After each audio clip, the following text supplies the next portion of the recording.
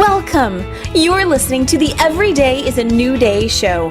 I am your host, Kim O'Neill, and this is the show that reminds you we live in a world of infinite possibilities. You are more amazing than you know. You are never alone, and the one with the power has always been you. I speak with awesome guests who have inspiring stories and tools to support you on your journey forward. Every day is always a new day, and your day's looking pretty bright.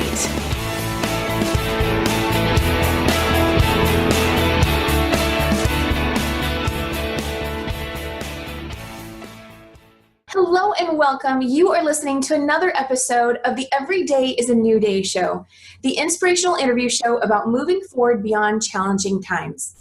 I am your host, Kim O'Neill, and today we are going to be talking with relationship expert Paula Quinsee. I'm so excited to speak with her. She is a TEDx speaker. She is the author of Embracing Conflict, and she's had 16 years in the corporate world as well, or working at organizations such as Standard Bank, Nedbank, KFC, and more. And she has so much to share with us that we are just going to go ahead and dive right into it. So hello and welcome, Paula. Hi, Kim. Thanks so much for having me. Absolutely. Well, let's go ahead and start off with just the basics. I know I just touched on a few things from your bio, but will you go ahead and tell the audience who you are and what you do in your words? Absolutely. So as a relationship expert, my area of expertise is working with relationships, both for individuals and organizations. So from an individual perspective, it is relationship with self, and then relationship with your partner and or children. And in the workplace, it is relationships in the workplace, so people and team dynamics, leadership traits, emotional skills, conflict management, communication, team dynamics, anything to do with relationships. I love it. I love when you were talking about, on the personal side of things, you were talking about relationship with self. I absolutely love that because I think everything goes back to starting with who we are and then who we show up as and how we connect with others. So that's awesome. So, absolutely. So what is your story? And I like to ask this question because not everyone answers it the same way, but I want to ask you, what's your story and how do you respond to that question? So I think my story is what got me to where I am. I was in a relationship, 6.5-year relationship at the time. This was way back in 2006. And we were sitting in a therapist's chair going for therapy, and our relationship was rock bottom. And it was our therapist that referred us to Imago relationship therapy. So we went off on this couple's weekend retreat, and I was blown away at the impact that Imago had on me in terms of understanding who I was, what had influenced me and shaped me to where I was at that point in my life, and the relationships that I had forged along the way, both personally and professionally, as well as that relationship that I was in at the time that it was rock bottom. And so it just had such a profound impact on me that I decided there and then that I wanted to teach this stuff to other people, because life is too short to be miserable, particularly in our relationships, because they should be our biggest source of support and nurturing and care and love. Absolutely. So that was where the journey started. It didn't save my relationship for many reasons, but the main reason being that I was blaming my partner for everything that had gone wrong because he had had an affair. Mm. Until I had to look in the mirror and go, yes, but how did you co-create the situation that he ended up having an affair? So not condoning his behavior, but just owning my contribution in the story that led our relationship falling to rock bottom and him ultimately having an affair. I love that you said that, co-creating that situation, because we all take a role in the things that we experience as well. How that must have been pretty challenging to ask yourself that. How did you first respond to that when you started to think, how did I co-create this? Well, to be honest, it took me a long time. I bet. But at the end of the day, it's absolutely, as you said, it always comes back to self. We always have a choice. And it's through the choices that we make that actually put us in the places that we find ourselves. And at the time I was in the corporate world. I was working a 9-to-5 job, and I was studying for my degree part-time. And my relationship wasn't a priority. Everything else was. My studies were my priority, and I wasn't paying my partner the attention that he needed from me, or my relationship for that matter. And so we ended up drifting apart and ultimately living separate lives. Wow. So essentially you co-created the conditions for that to become less and less of a priority, since you already knew where your top priorities were. Correct. And I, at the time, I had received a bursary through the organization that I was employed at, and the conditions for the bursary was that you had to pass all the exams, and that you couldn't fail anything. Otherwise, you had to pay it back, and you had to work the time back. So I was adamant that I wasn't going to fail anything because I didn't want to pay it back, and I didn't want to work the time back. And so I made it my priority, and as a result, everything else suffered. That is so key. Where we place our attention, there may be something that falls off the radar that we have to sacrifice or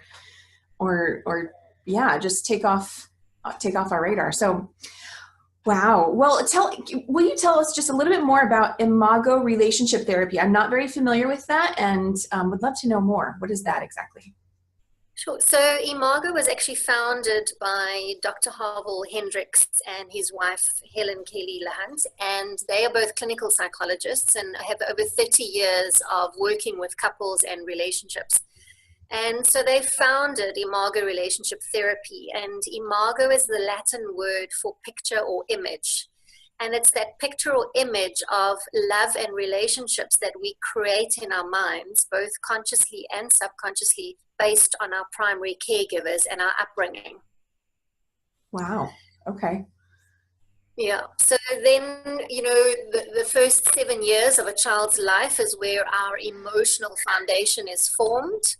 And thereafter, it's reinforced throughout our lifetime, and it plays out in our adult relationships. And we call it childhood wounding. And it's the way that we adapt ourselves and our behavior to cope or survive in the environment that we find ourselves in. For example, how we deal with conflict, how we communicate, the invisible walls that we put up around ourselves because we don't want to feel rejected or abandoned or not good enough. All those kind of self-limiting beliefs and perceptions that we have around relationships. And I see you're also a neuro-linguistic practitioner as well. So it sounds like the two of those go together very well. Very much so. So NLP, as you say, is very much around the mind and the words or the language that we use. So very simply, you are what you think. Yeah. Okay. Wow. So what you shared with us, the breakup that you had with your ex and how that played into your story. Are there any other life lessons that really support you in what you do today and how you're able to serve your clients? Absolutely.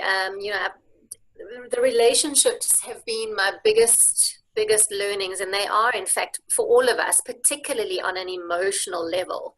But what it also taught me, particularly in the workplace, is the kind of leadership persona that I wanted to carve for myself, and the type of leader that I wanted to be. In other words, a positive, uplifting, and inspiring leader versus toxic leadership, which is one of the things that I deal with. And I experienced that firsthand in the corporate world, and it just made me realize the kind of leader that I didn't want to be. So, around leadership style, and for me, it's all about relationships at the end of the day. It's how you show up every day and how you co-create what happens in your space. I've also learned a lot of lessons from a sport perspective because I'm quite sporty and active, and I participate in long distance running, so marathons and ultra marathons. Okay. And I've learned some very hard lessons there around, not giving up, persevering, focusing on your goals, sometimes paying the sacrifice to get where you want to go to and achieve the goals that you want. And I've applied those in all of those lessons in the work that I do with my clients. Nice. Now, beyond the NLP and imago therapy, what else would you say has helped you to move forward beyond your story? Does anything else come up for you when you think about that? So definitely in terms of self-belief and, throughout my lifetime journey, all 46 years of it so far, I've learned many lessons. So for example, my mom died when I was very young. I was 7 years old when she passed away in an accident. Oh, And and it happens with a lot of young children that are almost by default forced to grow up overnight and become adults. They become responsible. And over time, I've had to learn to let go of that, and to sometimes it's okay to be carefree and spontaneous, and to find your inner child and play and have fun, which can be challenging for me because I've been far too used to being serious all the time, being responsible. So I've really had to challenge myself to step into some of those uncomfortable places. But also, in the work environment, some of the projects that I had been involved in terms of learning when to let go. Sometimes you have an idea or a project that you think is going to work, and you pursue it, and only to find out that it's not really going to work the way you thought it would work. So how do you go back and change course and find different options and different ways? There are many, many lessons learned in both a professional environment, a sporting environment, as well as from a personal perspective. I can totally relate to that. Yes. I think a lot, yeah, absolutely. And yeah, you know this. Yeah, a lot of kids have to grow up early when certain things happen in their life. So what can you think back to when you were a kid? What supported you in finding that playfulness within you and being able to be in the flow more and find more ease with letting go? What helps you to get into that space? So it only really started, I only really started stretching into that in my adulthood. And one of the ways that I did it, which really stands out for me, is when I turned 40, I actually had a 4th birthday party. Nice. And I organized an ice cream cake, and I had party packs, and I had, we call it a slip and slide. I had a slip and slide, and I invited all my friends around, and we played kiddies games at my 40th party. At your 40th birthday party, is that what you said? Correct, yes. Oh, I love that. So you recreated conditions that you may have experienced at age 4, but you did it where you were presently today. Well, at 40. Absolutely. And as they say, you're never too old, so why not? Absolutely. Oh, I can imagine that not only you benefited from that, but I bet your guests as well. They did, so much so that the next day I was getting all these messages and phone calls about all these aches and pains and how stiff everybody was. Oh, that's great. Oh, that's funny. Gosh, I love that. Man, that has me thinking about doing something like that. Wonderful.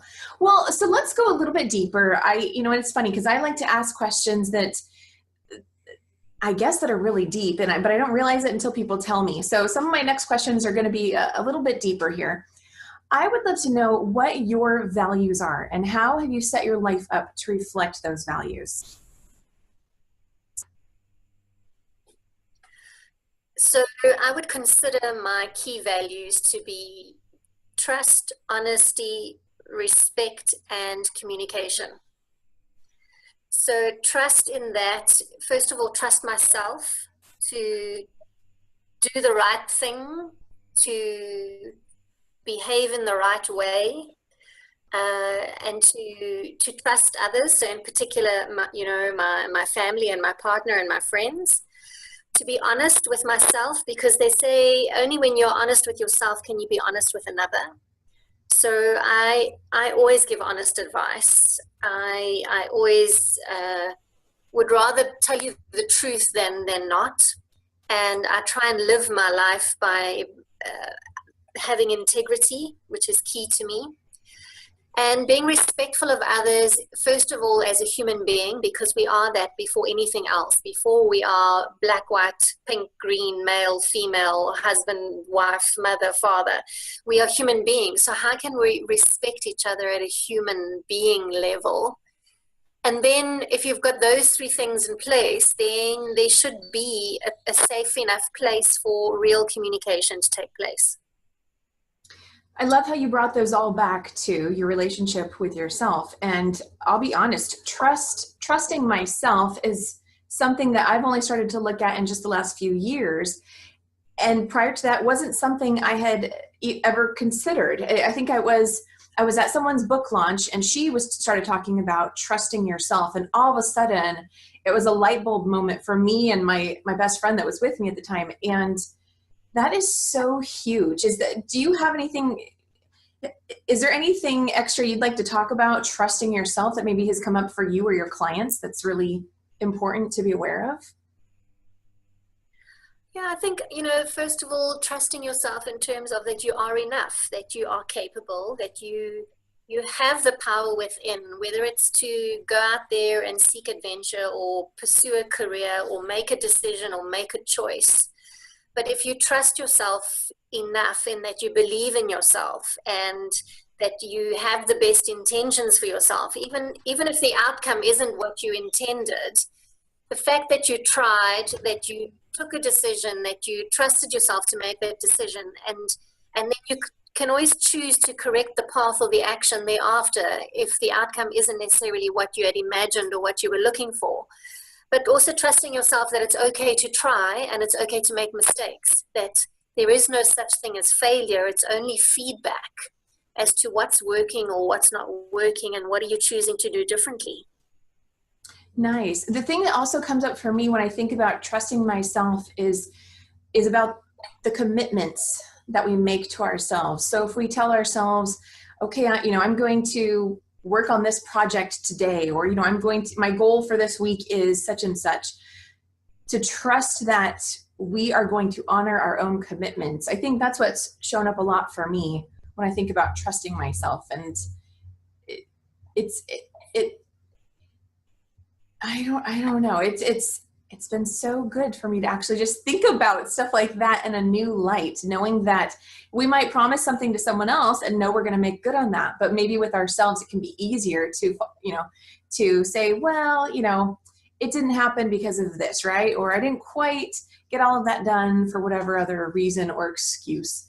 And learning to honor my own commitments to myself has been really huge and making progress. Absolutely. So key at all. Yeah. So let's go a little bigger. What's your perspective on the meaning of life or having a life purpose?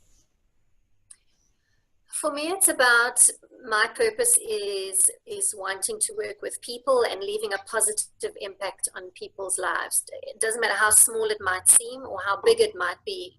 It's just about the fact of leaving someone in a better place than when you first found them. And in little ways, touching people's lives. And I think a lot of the time we look for purpose outside of ourselves instead of within ourselves, in that, do you feel good about yourself in that you are doing something positive with your life? Nice. And what would you say drives you? Sure, so many things.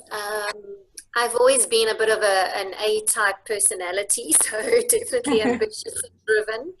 And I've always looked at pushing myself on all levels, whether it's a sporting level or a studies or qualifications or working with situations. I've always challenged myself to try and stretch, because every opportunity is an opportunity to learn and grow about self, about situations, and about others. And that's where our biggest value in life comes from, is learning, because by learning we grow, and when we grow we move beyond where we were to begin with.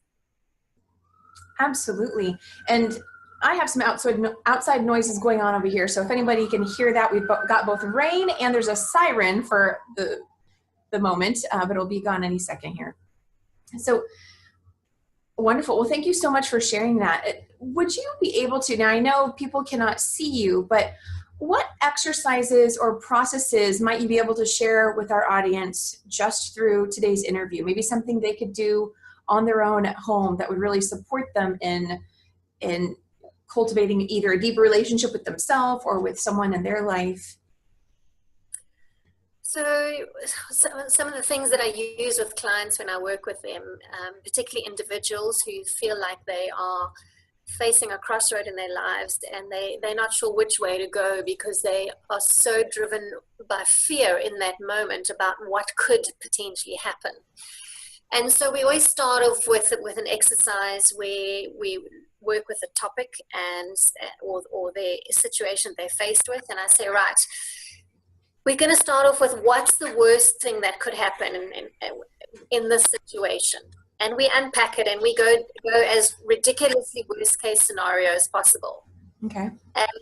And we unpack it to the extreme. And then we go the other way and we go, okay, well, what's the best thing that can happen in this situation? Best case scenario. And we unpack all the options and we work through all of those options and we write them down and we kind of brainstorm them between us. And then the next step in the process is to ask the person, okay, so worst case scenario, what do you stand to gain in this situation? And then what do you stand to lose if you chose this path? And then we do the same process on the other side. In the best case scenario, we go, okay, if we took this path, and what do we stand to lose and what do we stand to gain? And we explore both scenarios. And then we do a little bit of a sanity check. And there's two questions that I always ask people to ask themselves to check against. So the first question is the world going to stop turning? Probably not. And is someone going to die? Probably not. Now, I know in some instances people do die and there are serious situations, but this is in the general sense. Is the world going to stop turning? Probably not. And is someone going to die? Probably not. Okay, so well then what's the worst case scenario that's going to happen? And is it really that bad? Because often we conjure up these images of worst case scenario and we get stuck in this space and we can't move forward until you almost put this benchmark that you're measuring against to go, well, actually, it's not so bad. So then what's stopping me from trying? And a lot of the time it's just fear. And that fear is the element of the unknown, because in situations that we don't have all the answers to, there is always an element of the unknown, and there always will be. Absolutely. So it sounds like through asking your questions, your clients gain a lot of clarity. I think they get a lot of clarity, but they also get to see that it's not as big a deal potentially as they had imagined it to be. And that while we've unpacked it into worst case, best case scenarios, it kind of gives them perspective on, okay, well, I can deal with this if this is the worst case situation, and I can deal with this if this is the best case situation. Because the more informed you are, the more prepared you are, the better you can handle decisions and situations. Absolutely. Yes. What about clients who are maybe experiencing a level of anxiety, and as they're talking about the worst case scenarios, what if that anxiety is increasing? Is there anything extra you might walk them through or have them do? Yeah, go ahead. Yeah, so we do a number of exercises such as breathing. So teaching them breathing exercises. Also teach them visualization exercises. So to visualize their ideal outcome and to see themselves actually achieving and accomplishing that outcome. Because when you see yourself doing something, when you actually see it, you start believing it. And when you start believing it, you actually start seeing the possibility and tapping into that inner being of, I can actually do this. So we use a lot of visualization techniques. And we work with some colors sometimes as well, colors as in energy, because sometimes when we have a low or a negative energy, it can prevent us from taking a step forward. So I work with energy as well in terms of what does it feel like? If it was a color, what would that color look like? How would it feel? how would it feel in terms of, is it heavy energy, light energy, playful energy? So we work with energy as well and combine those tools together, depending on what the client's situation is and where they're at.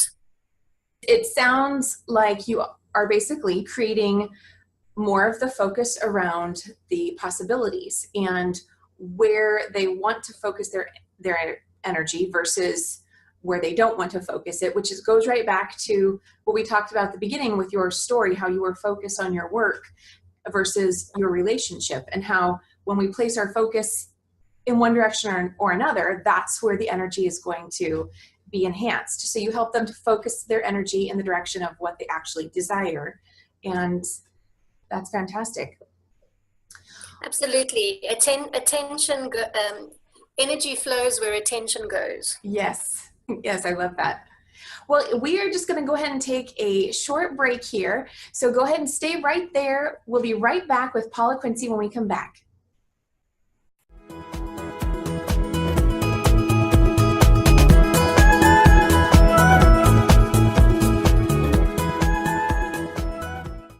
No matter how your life looks today, your possibilities are endless. You deserve all the joy, peace, and excitement in life that you desire. Life doesn't come with a manual, and that's why personal coaching is so awesome. Moving forward is easier, creating a new reality for yourself, healing your mind and body. It's all possible.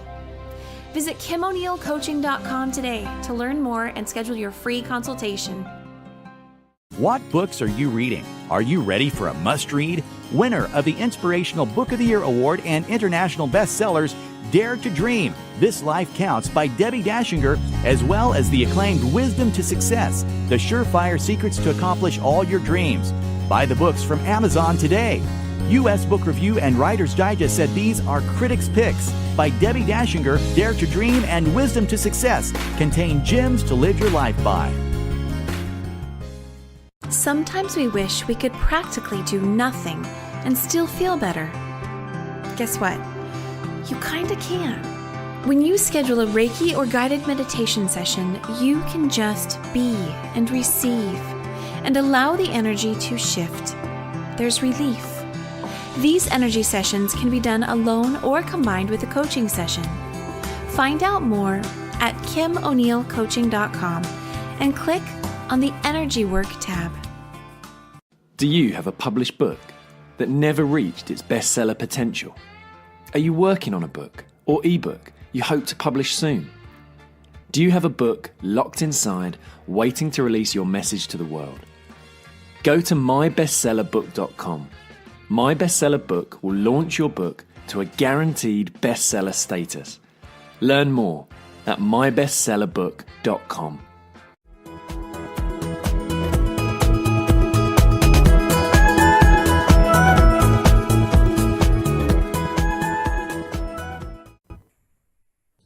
Welcome back. You are listening to the Every Day is a New Day show.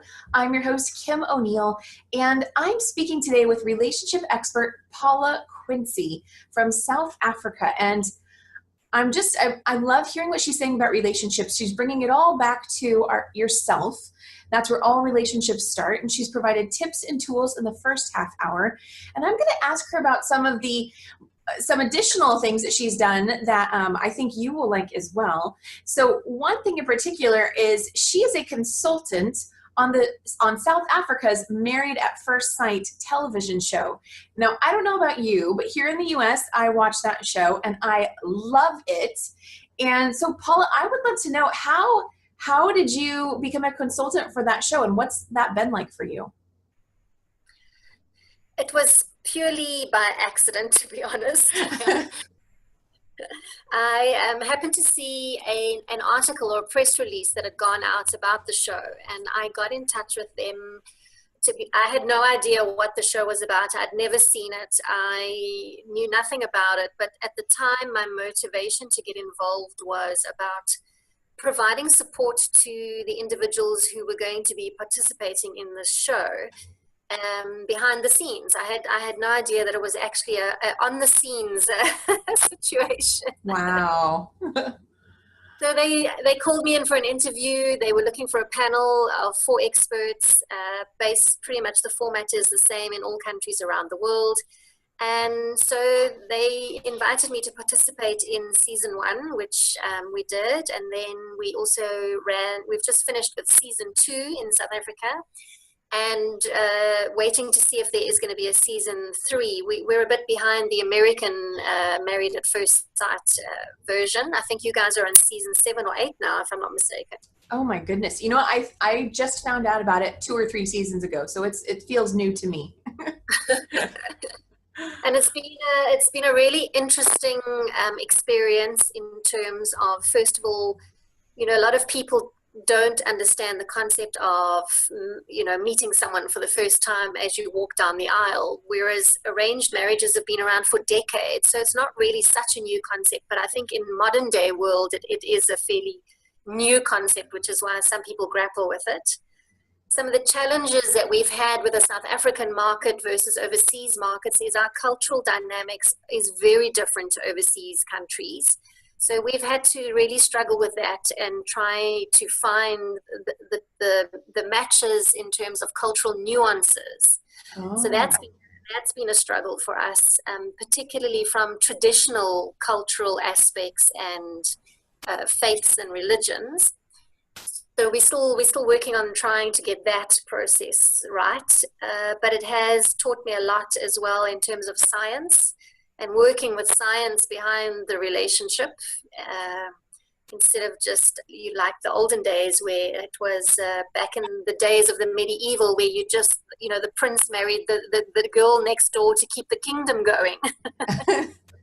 Well, now, have you noticed any similarities between the participants who are going on this show? I mean, I imagine they all have something in common. Clearly, they all have a desire to get married, and they're all open to meeting someone right there on the spot and being part of an arranged marriage. But have you noticed anything beyond that?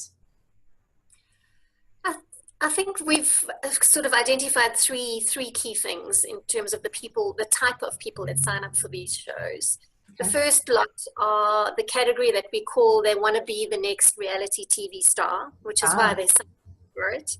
Then you get those that really do want to find someone, but they have very little social skills, so to say. You know, they're more introverted and don't really go out, and so don't really have those people skills, or not really adequate people skills in terms of going out and meeting people and, you know, really engaging with people on a social level. So they've got to do a lot of work on self before they can really get into the process. Wow. And then the third lot are those that genuinely do feel that they've tried everything to find love and haven't been successful, and are willing to leave it up to the experts to find them their happily ever after. Wow. Have you guys been able to, I haven't seen any episodes of the South Africa version. Have you guys been able to spot the people who just want reality star fame prior to taping episodes? Or is that filtrated into what gets filmed and who gets paired up? We generally, because of the process involved, there's an 11-step screening process. So generally, we do see them and identify them before we start shooting the episodes. So it's really has been interesting to try and see, you know, the real people, the real ones that genuinely want to be involved in this process and genuinely want to do the work. Yeah, well, wow, 11-step process. That's intense, but that's really good to know that you guys are putting that much effort into screening them. That's awesome. Well, we have to, because, you know, these are people's lives that we're playing with, and they are putting so much trust in us as the experts to find them the perfect match. So we have to, from an integrity and an ethical perspective. Absolutely. Now, I'm going to ask this next question, and part of me is questioning if I should ask it, but I'm going to ask it. It sounds like the easy lot of people to be chosen for the show are the people who have already done some of their inner work and really want to find a mate and that sort of stuff. The people in that other group, though, who maybe don't quite have those relationship skills, are they less likely or equally likely to be selected for the show? They probably have an equal chance of being selected. However, because of the system and the assessments that we use a number of psychometric assessments and evaluations. When we match them, we know where the conflict or where the issues and the challenges are going to arise. So, for example, dealing with conflict. If you have someone that's very much an introvert, it's not going to be easy for them to deal with conflict. And because of the way the show is done in the format, it is a hugely intense environment to be in for 6 to 8 weeks. Because from the minute you agree to be matched, you have TV cameras in your face 24/7. So if you have someone that doesn't know how to deal with those kinds of situations and they have high stress and high anxiety, it is just going to add a complexity to the relationship that is already a stressful situation. Yeah, I bet. That's a lot. Do you guys do any sort of, do you put them through some sort of practice, run through here for 3 days, we're going to have TVs in your cameras in your face, just to see how you would respond on a live show? Do you guys do anything like that? They don't, unfortunately, and I think it's purely just from a filming schedule and a timing perspective. Okay. They don't. We do, as I said, as part of the 11-step process, we do make it very clear that they know exactly what they're getting into, and at any point up until that last moment, they have the option to opt out if they want. Wow. But they do know, they are very much aware that it is a legally binding marriage that they are signing up for. Wow. Okay, so for those people who don't quite, don't have as fluid of interpersonal skills just yet, but maybe they're really eager, they are looking for help, what tips can you share with them, to help get them more ready for the show and increase their chances of being selected? But you definitely have to do some kind of self-work. You have to know who you are. You have to know what it is that you are looking for in a life partner. And a lot of the times people will just look at the superficial stuff. For example, the looks and what their career aspirations are or financial standing. When in fact it goes much deeper than that. You need to consider things such as values, religion or culture, spirituality, hobbies and interests, career aspirations, how they manage money, do they want a family and children, how they deal with conflict, what your relationship deal breakers are. It really does go a lot deeper than that. So we try and get them to do a lot of work on themselves first. Because the clearer you are on what you want and what you're looking for in a partner, the more you will be able to recognize it when it shows up on your doorstep. And if you're very clear on what you want, you will also put boundaries down that you won't then attract the wrong kinds of relationships or people to you, because you'll be walking your own truth. You'll be true to yourself. I love that. Yes, the importance of boundaries. I remember years ago when I was dating a lot and learning about myself and about what I wanted. I remember noticing there was this pattern where, let's say over a period of a year or two, just it was a regular thing. Oh, I'm dating. I'm trying to find someone new. And I noticed at the beginning of that period, I kept having what basically resulted in, funny dating stories. Oh my gosh, I met this person and this outrageous thing happened. And then he said this and then this happened. And oh my gosh, and that's it. We're not going to see each other anymore. And I was just compiling dating story after dating story after dating story. But the more that happened and I learned from each of those experiences, then I noticed that fewer and fewer of those kinds of situations occurred, because I was starting to meet people who had certain criteria that I really wanted that I hadn't known to even look for in the first, people that I had gone on dates with. So it was nice to see how things could easily transform over time from, oh my goodness, I can't believe this just happened on a date, to all of a sudden, this person's fantastic, but yet we're just not right for each other. And that's exactly it. If you know what you're looking for, you'll know when the wrong person is in front of you versus when there's potential for it to be the right person. Yeah. Wow. So what other projects are you working on? Or is there anything you'd like to share with our audience of what they could look out for, what you're doing next?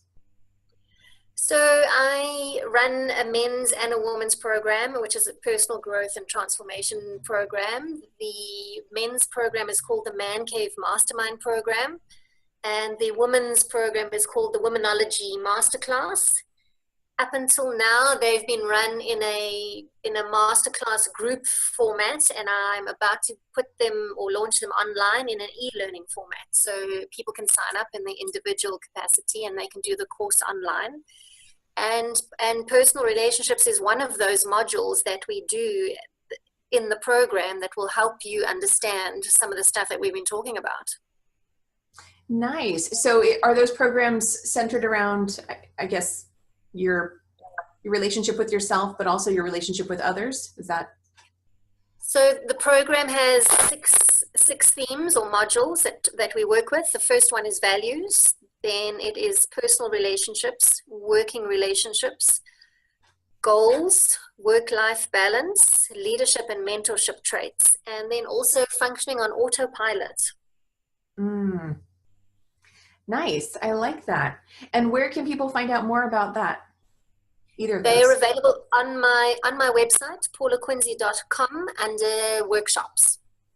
Okay, wonderful. So Paula, what's advice that you have for someone, what advice could you give for someone who'd like to move in the direction of your line of work?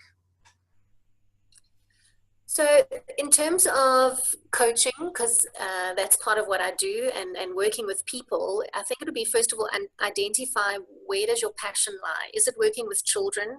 Is it working with women? Is it working with elderly people or senior citizens?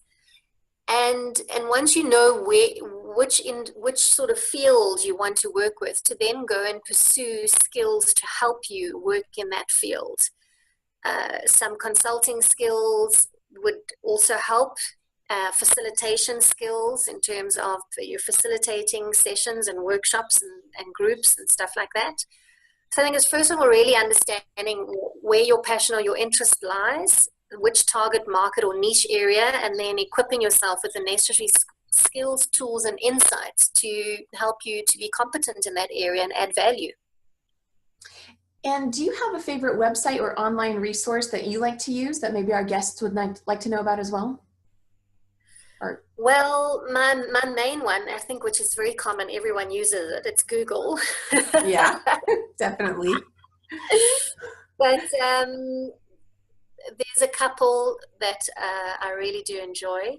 The one is, it's probably more of, it's probably more of it's for accredited coaches. So you have to have access and a password to access the stuff, unfortunately. So it's not really available to the general public. Okay. But it's called the Coach's Toolbox. Oh, yes. I think I've been there. Yes. Yes. Yeah. That is a good one. I like that. Great one. Okay. And that's the one that I really use a lot, because there's a lot of free resources on that website. But anything, I honestly Google a lot of my stuff, and there's so much information that comes up for you, depending on really what it is that you're looking for. Yeah, that's actually become a question for me sometimes. It's like, wait, before I ask someone else something, or when someone asks me something, I think, wait, have they Googled that first? Why are they asking me? They can just Google that and find the answer.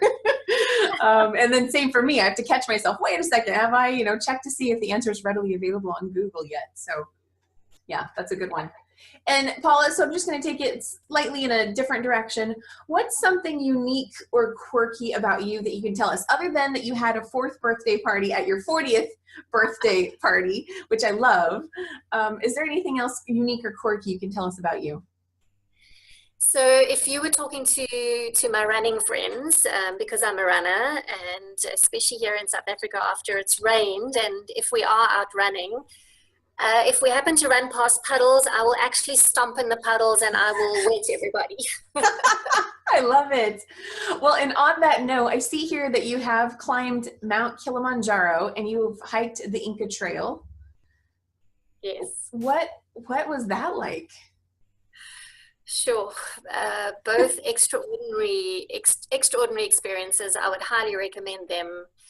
Mount Kilimanjaro taught me so much about perseverance and to keep going, especially on that last night when you summit, because you start climbing the last bit at 11 o'clock at night so that you can reach the highest point at around 6 a.m. to watch the sunrise over Africa. Wow. It's absolutely spectacular. But the night that we happened to climb that last section, it started raining and it turned into sleet and actually started snowing. And I've never been so cold in all my life. And did you guys have the proper jackets for it? We did, but I think probably not warm enough. We obviously weren't expecting snow. Okay. I just remember I had 3 pairs of socks on inside my boots and my feet were frozen. Oh my goodness. Wow. Well, so we have a few more minutes and I would love to know, what was your experience like doing a TEDx talk? It's funny, it was probably one of the times that I was the most nervous.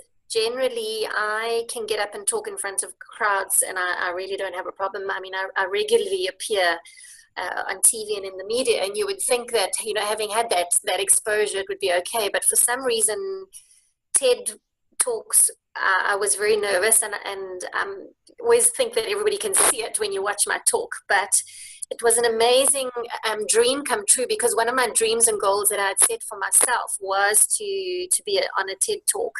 I've been on a TEDx, which is the baby version of TED, so I'm hoping to still make it to the big talks, which is TED Talks. But it definitely gave me a lot of insight, and I met a lot of amazing people who we are still friends today, just because we happened to meet each other and speak at the same event. That's wonderful. Yeah, that's one of my goals as well. Congratulations on your TEDx talk, and fingers crossed for making it to the big stage as well. Thank you. Well, let's go back to relationships. When two people are, just tough conversations, that's basically what I want to talk on. What guidance or insight can you provide for people who are in the space of knowing they have to have a difficult conversation with someone they love, and maybe they're scared out of their mind, but they care about the relationship and they just, they know this conversation needs to take place and they don't know how to go about it. Do you have any insight or support for someone in that situation?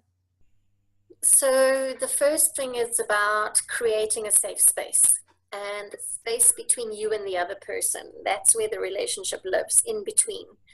And it's what you bring into that space that will ultimately determine the quality and the health of the conversation and the relationship.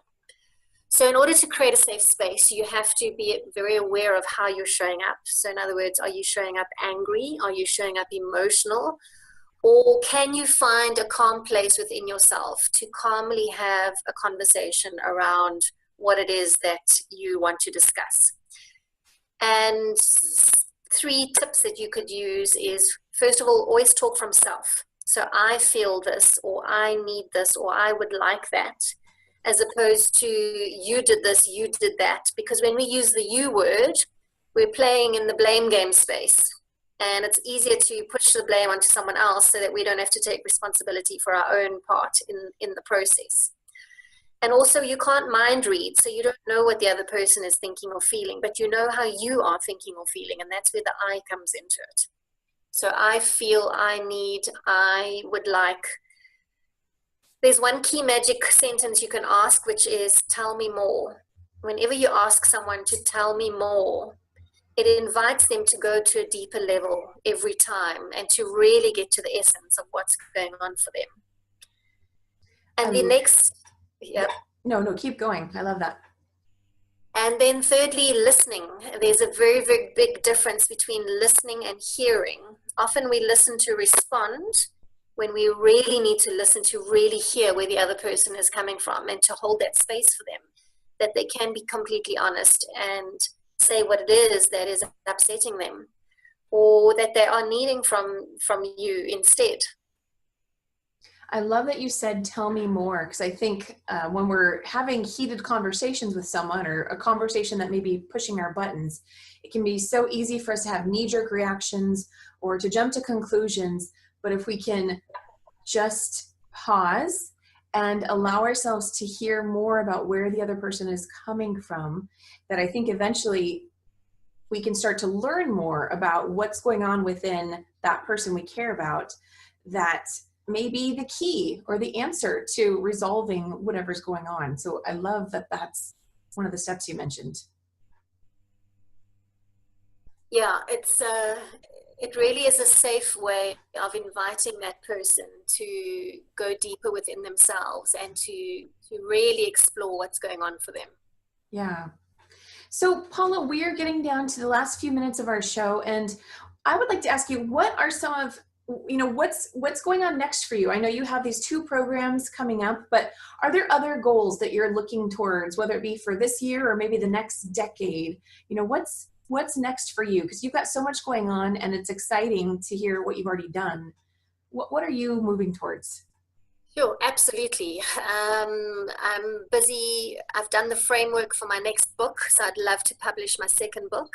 And the first one was called Embracing Conflict, and this one is going to be called Embracing No. So how to say no and be okay with that and not feel guilty or anything along those lines, which a lot of us battle with. Yes. And I've got some other programs that I've got that I would love to develop, both in the personal and the organizational space, around having, I call them courageous conversations. And it's those tough talks or those tough dialogues around some very real situations that we are facing here in South Africa, such as transformation and racism and bullying and toxic leadership and toxic relationships, toxic environments as well. Those subjects are going on around the world, so it's not just South Africa. Yeah, yes, true. Yeah. Wow. Well, okay. So, and you mentioned your website earlier, paulaquinsee.com.